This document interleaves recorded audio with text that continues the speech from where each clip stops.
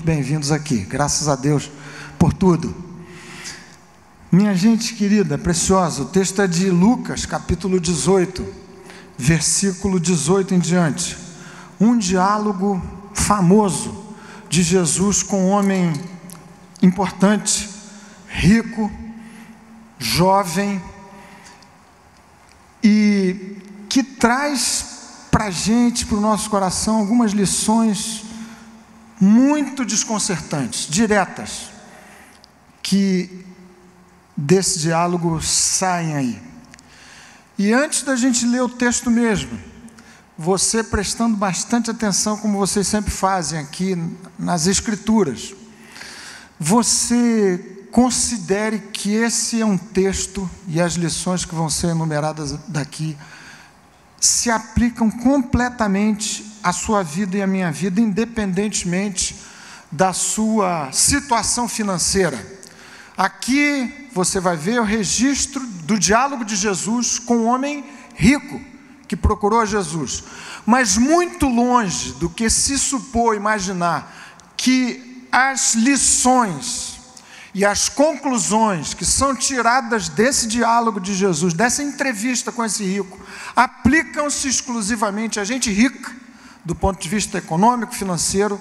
Muito para além disso, aplicam-se à sua vida e à minha vida, independentemente de ser você mais ou menos abonado financeiramente. Então, inclua-se completamente no teor, no contexto desse texto que nós vamos ler aqui, versículo 18 do capítulo 18 de Lucas, Evangelho de Lucas. Vamos nos colocar de pé um segundinho, por favor, a mais, para acompanharmos essa leitura.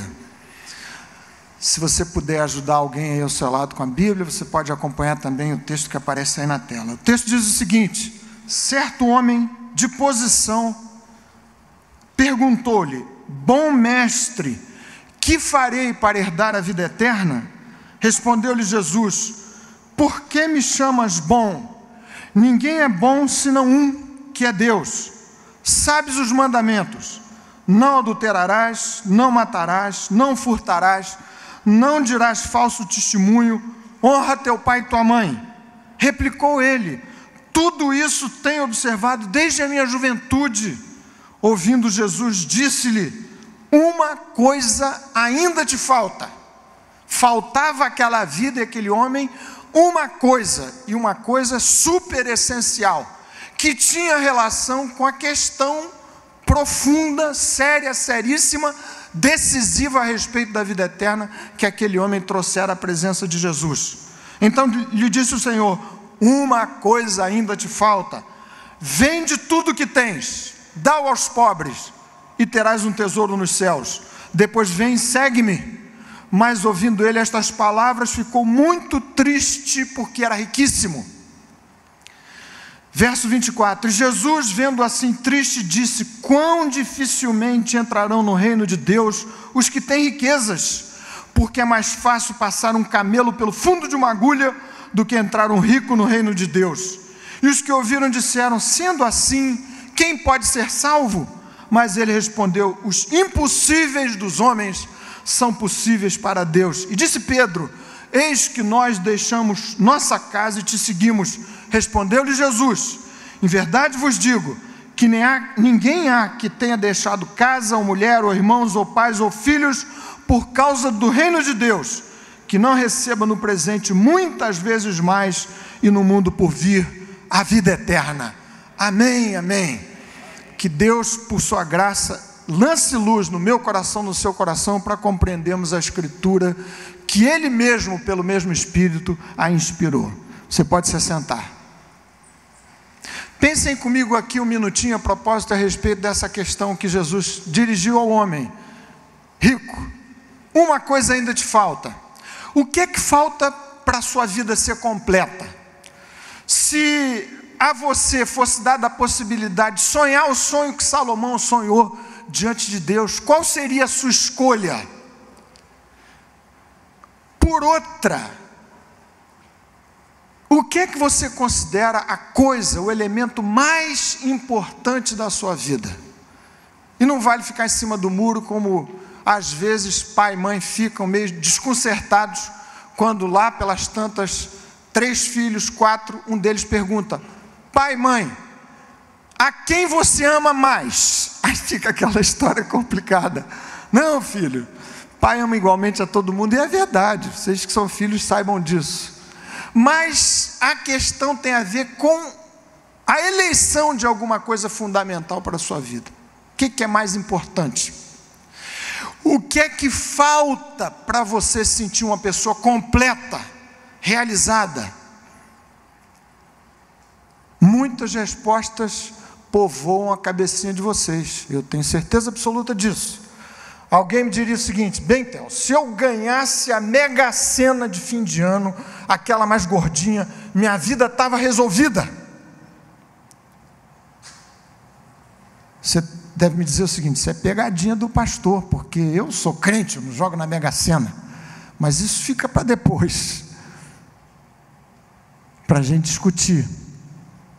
Quem sabe alguém mais modesto diria o seguinte: olha, até que eu me sinto bem com as coisas que eu tenho, tranquilo, bom casamento, filhos razoavelmente equilibrados, emprego satisfatório, e ainda por cima sou torcedor do Flamengo, só me dá alegria. Está tudo arrumado na minha vida, não preciso de mais nada.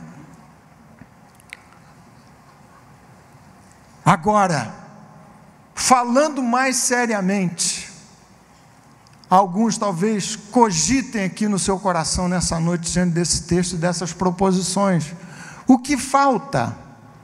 Eu daria tudo para ter a minha saúde recuperada de volta, porque só quem já passou o sufoco de se vir às voltas com doenças graves sabe o quanto vale a saúde.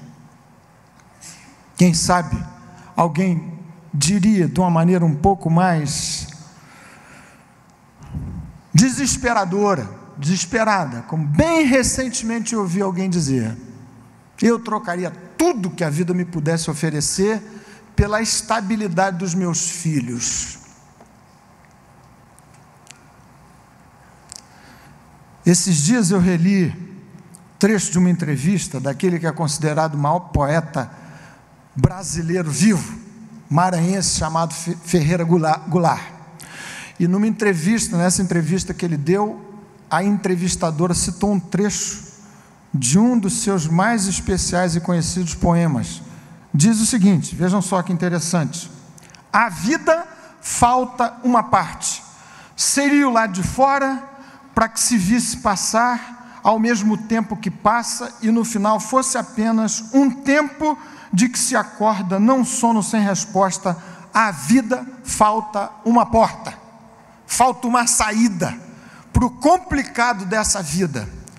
A questão que esse jovem moço, importante e rico, trouxe a Jesus, era de absoluta e fundamental importância para o seu coração.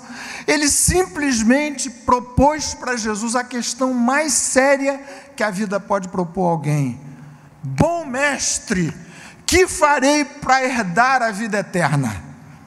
Ele tinha tudo ou quase tudo, mas faltava para ele a segurança da sua própria alma, da sua salvação.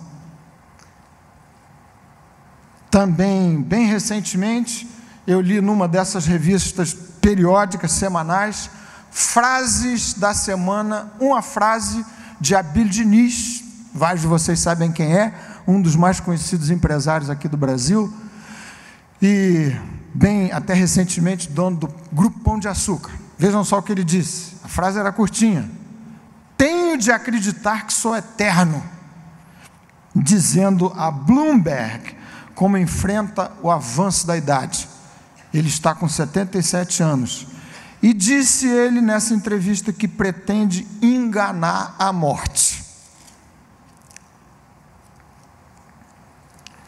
Olhando para esse texto do diálogo de Jesus com esse homem que procurou o Senhor, interessado na questão mais decisiva e fundamental que a vida pudesse propor a alguém, algumas coisas são claras, óbvias, que eu quero destacar aqui para vocês, para a gente refletir em seguida orar.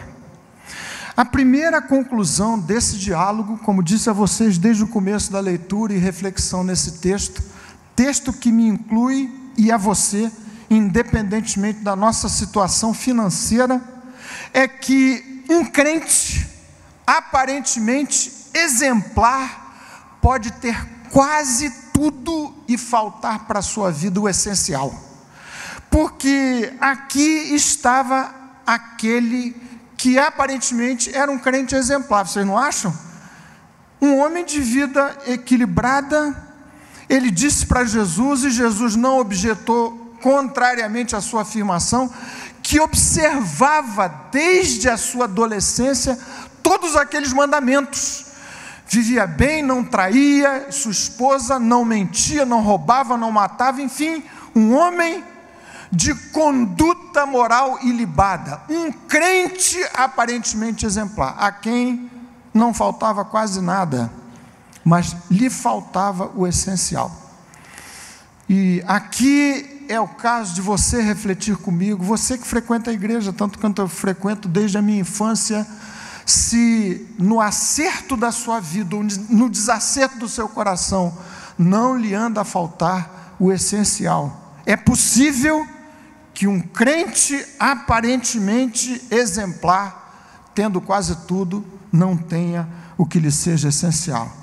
O texto, no final das contas, me ensina e sugere de maneira muito forte que comportamento moralmente exemplar não produz a vida eterna para ninguém.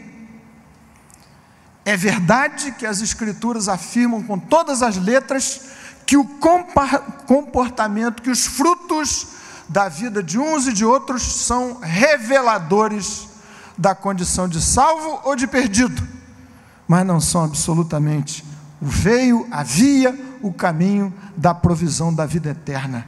Esse texto me diz um pouco mais no diálogo de Jesus com esse homem. Ter quase tudo era a condição dele: boa posição, bons recursos, vida equilibrada, comportamento moralmente aprovado.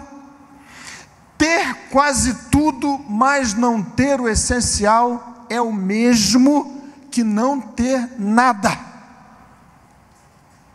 E você pode me dizer, você está radicalizando, porque, afinal de contas, essas coisas que compunham o espectro da vida, do currículo desse homem interlocutor de Jesus, tinham valor, claro que tinham valor.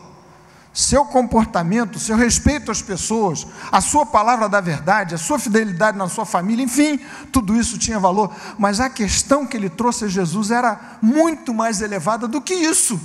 Ele queria, ao final das contas, saber como é que se decidiria a sorte da sua vida. Bom mestre, que farei para herdar a vida eterna? Esse crente aparentemente exemplar compreendia que havia uma coisa mais essencial, que lhe faltava a vida. E nesse sentido, tudo que ele tinha perdia valor, perdia significado, razão pela qual ele se entrevistou com Jesus.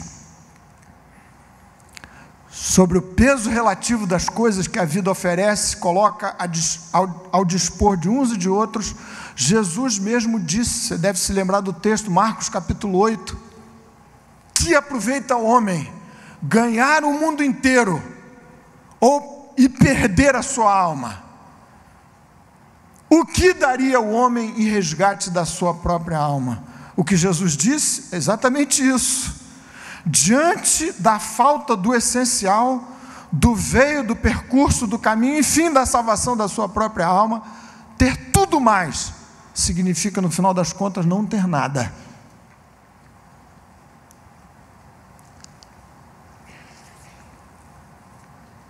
E o dramático na lição que se extrai nesse ponto desse diálogo de Jesus com esse homem é que frequentemente, se a gente for ser bem honesto com a nossa vida, com as nossas preocupações, com aquilo que ocupa o nosso tempo, o nosso coração, com o que sufoca a nossa alma, com essas tais ansiedades a respeito das quais a gente acabou de orar aqui, frequentemente essas coisas têm a ver com o não essencial.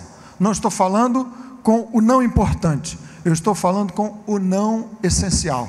Jesus disse àquele homem: você tem quase tudo, mas falta a você ainda uma coisa.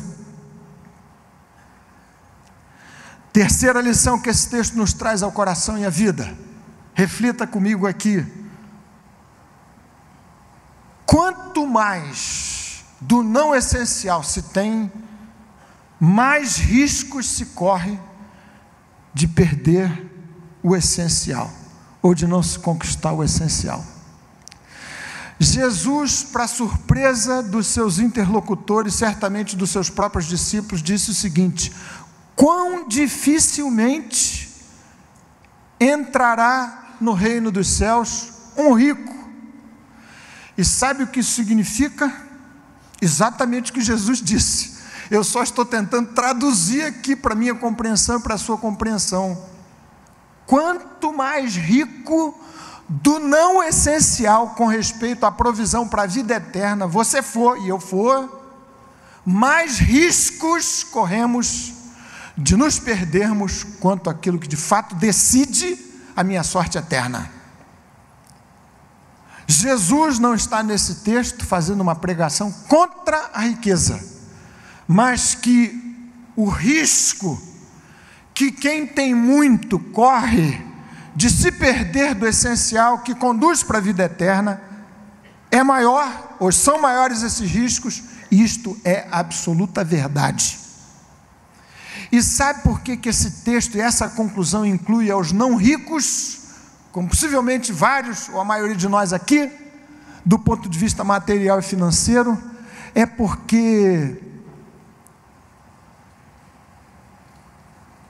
vários de nós, quem sabe todos nós, andamos atrás e à cata de coisas que de alguma forma sejam suprimento daquilo que eu considero fundamental para a minha vida. Ando à procura de diversas, variadíssimas riquezas para temperar minha vida e meu coração. E vou dizer para vocês aqui com o coração bastante aberto, diante desse diálogo do Senhor com esse homem, quem sabe a bênção que Deus esteja concedendo para vários de nós seja precisamente a de não conceder a você tudo quanto você consideraria que te falta a vida. É um pouco do equilíbrio pelo qual Agur, Provérbios capítulo 30, orou a Deus. Ele disse: Senhor, eu te peço que não me concedas nem a pobreza, nem a riqueza. Dá-me apenas o que me for necessário, para que não aconteça que, estando farto, eu venha te negar e diga: quem é o Senhor? De modo que é preciso enxergar a ausência e a carestia de coisas que eventualmente você esteja a pedir para Deus colocar na sua vida ao seu dispor, que lhe faltam, como sendo a própria bênção de Deus para você, porque falta o não essencial. Quem sabe você está mais propenso a viver às voltas com o essencial que conduz para a vida eterna.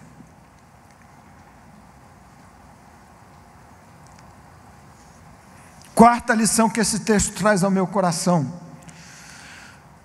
Jesus deixou os seus interlocutores desconcertados ao dizer que dificilmente alguém que tem muito do não essencial herdaria a vida eterna, entraria no reino dos céus.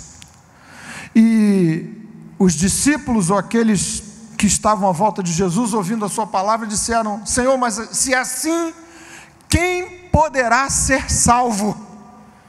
E o que Jesus responde? Os impossíveis dos homens são possíveis para Deus. Então, desse diálogo, desse homem com Jesus, depreendo uma quarta consideração para a minha vida e para o meu coração: ninguém, crente algum, nem você, nem eu, nenhum de nós, pode prover a conquista para o essencial que Jesus disse que faltava àquele homem. Você não tem a menor possibilidade de prover isso para si. A pergunta deste interlocutor de Jesus tinha um erro conceitual, um erro de fundo. Ele disse: bom mestre, que farei para herdar a vida eterna? Ele não sabia que de fato não haveria o que ele pudesse fazer para herdar a vida eterna, para prover a conquista daquilo de essencial que ele mesmo reconhecia que lhe faltava. Bom mestre, que farei para herdar a vida eterna? E Jesus respondeu: se você considera que há algo a fazer, eu vou te dar o caminho. É um caminho impossível, mas o que você pode fazer é a obediência impossível a todos os mandamentos. Você percebeu que Jesus citou 5 mandamentos apenas? Jesus omitiu precisamente aqueles que têm a ver, de uma maneira mais direta, a entrega do coração completamente a Deus, a ausência da idolatria, a ausência da cobiça, consagração da vida, do sábado. O que Jesus diz é o seguinte: você não consegue obedecer integralmente a essas prescrições todas. Você não domina o seu próprio coração. Ninguém, aliás. Os impossíveis dos homens são possíveis para Deus. Afinal, o que é que faltava àquele homem? Faltava a ele. Ele não conhecia a graça que salva. Por isso é que ele fez a pergunta atrapalhada e invertida: que farei? Não sabia que salvação é produzida no coração humano pelo que Jesus fez, e não por aquilo que você, que eu possamos fazer. Não conhecia a graça que salva, e portanto não tinha o essencial, não tinha salvação pela graça.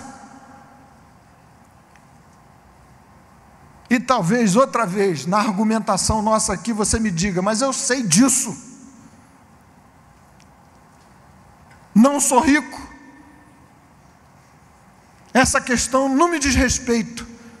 De novo, diz respeito a você e a mim, porque há muitos tesouros abrigados no nosso coração, de maneira secreta, às vezes de maneira mais explícita, que fazem parte desse tesouro que precisa ser vendido para ser trocado por um tesouro nos céus.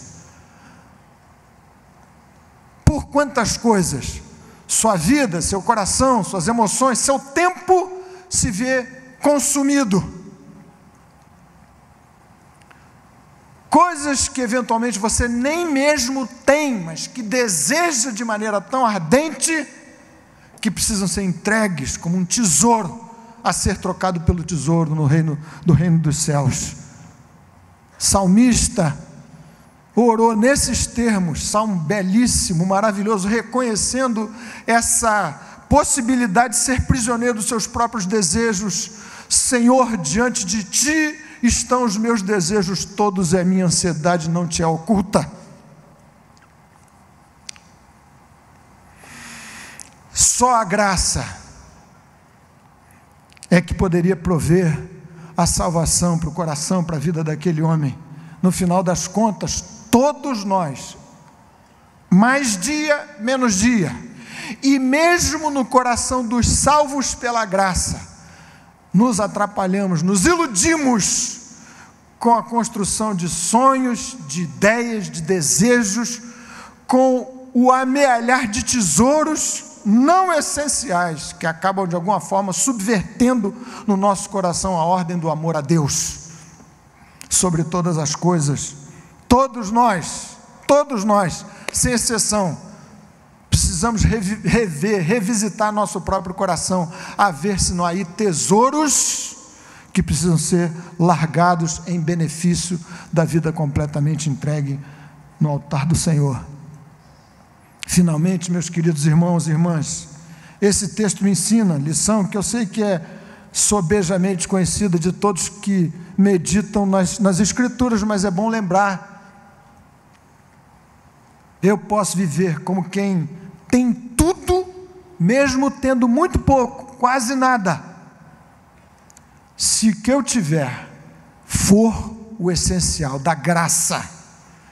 Salmo capítulo 63, Salmo de número 63, versículo 3.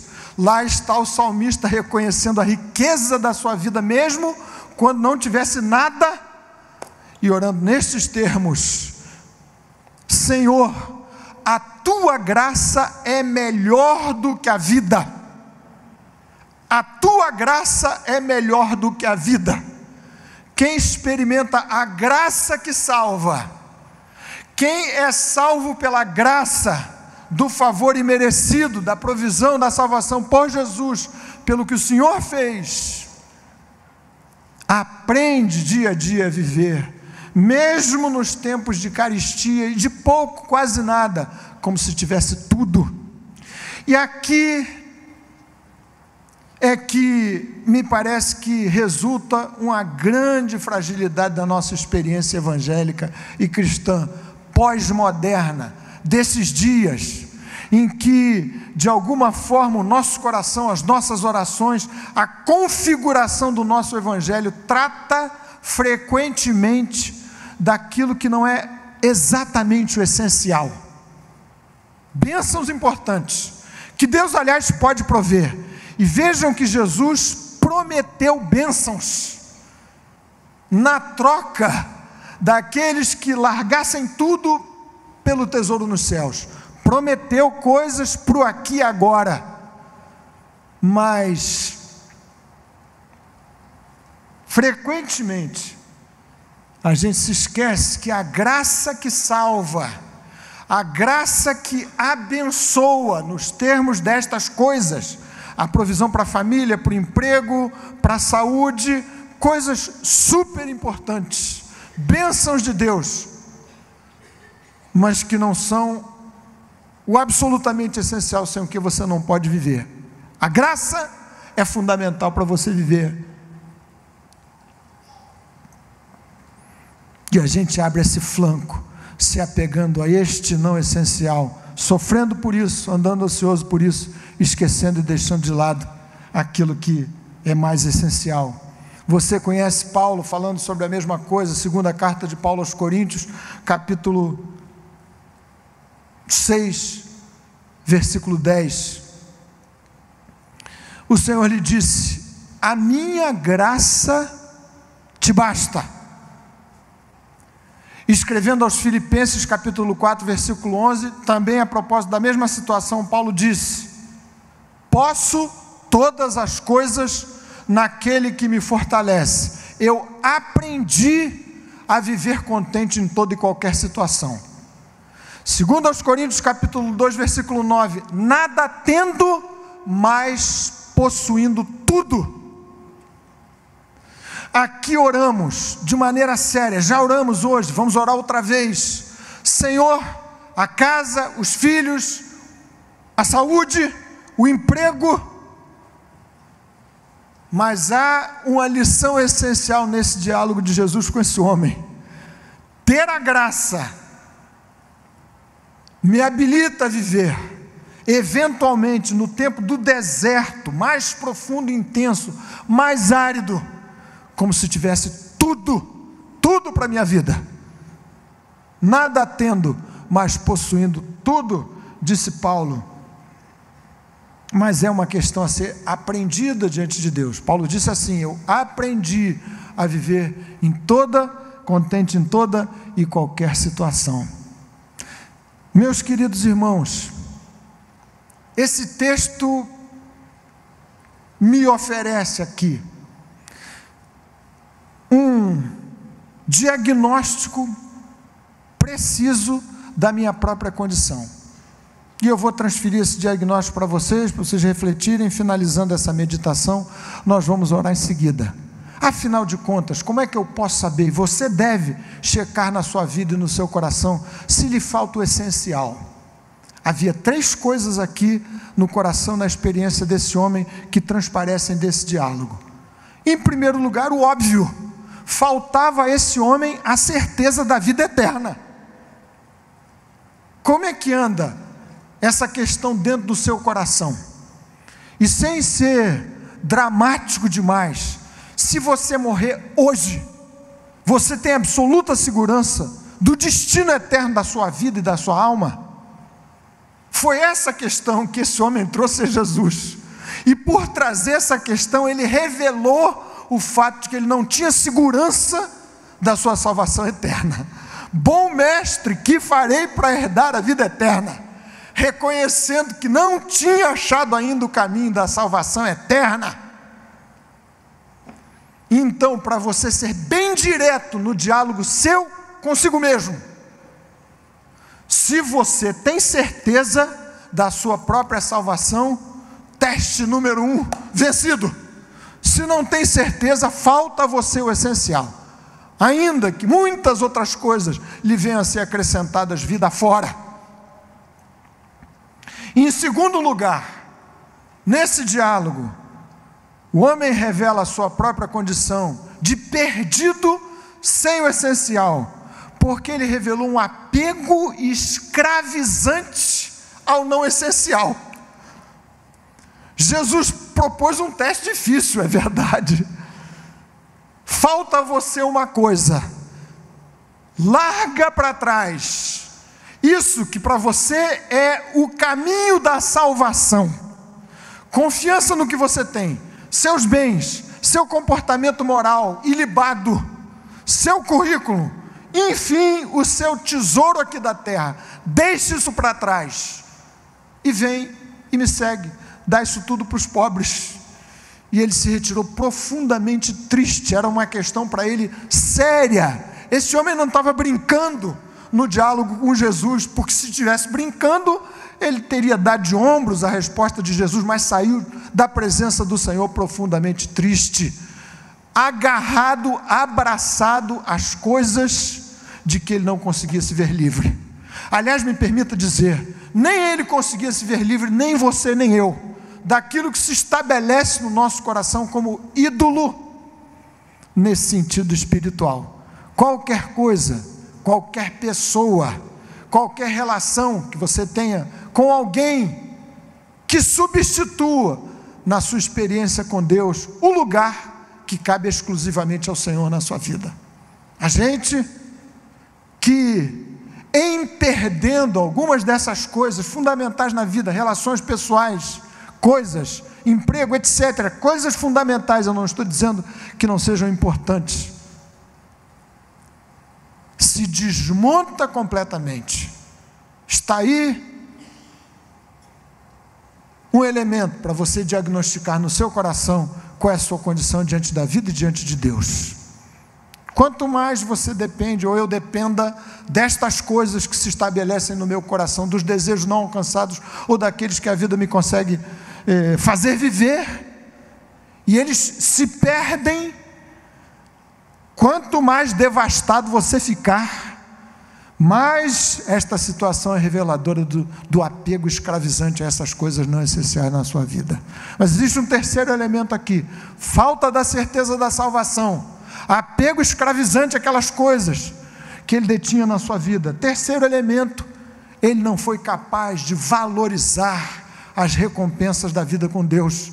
Jesus lhe propôs uma troca: vende o tesouro que você acumulou aqui nesta terra, dá aos pobres e troca pelo tesouro nos céus.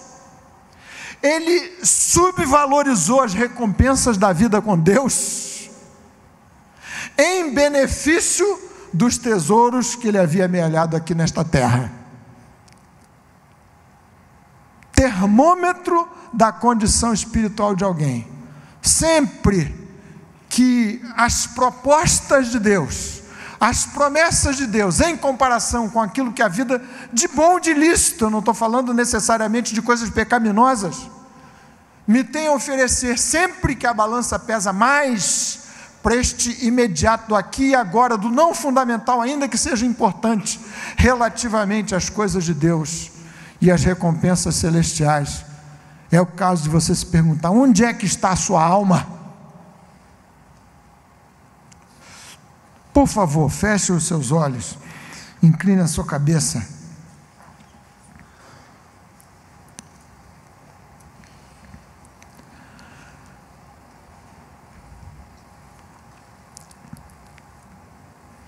E ore um minutinho, reflita um minutinho sobre o que nós falamos e pensamos aqui.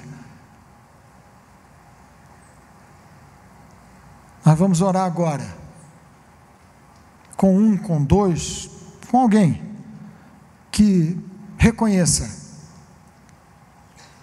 que que há espaço vazio no seu coração, por essencial, falta graça, falta segurança, falta certeza do caminho para a eternidade. Quem sabe, alguém aqui, nessa noite, que se veja às voltas com a impossibilidade de se desapegar, de largar no seu coração aquilo que para si lhe parece o mais importante, mas você reconhece nessa noite que não provê para a sua salvação eterna.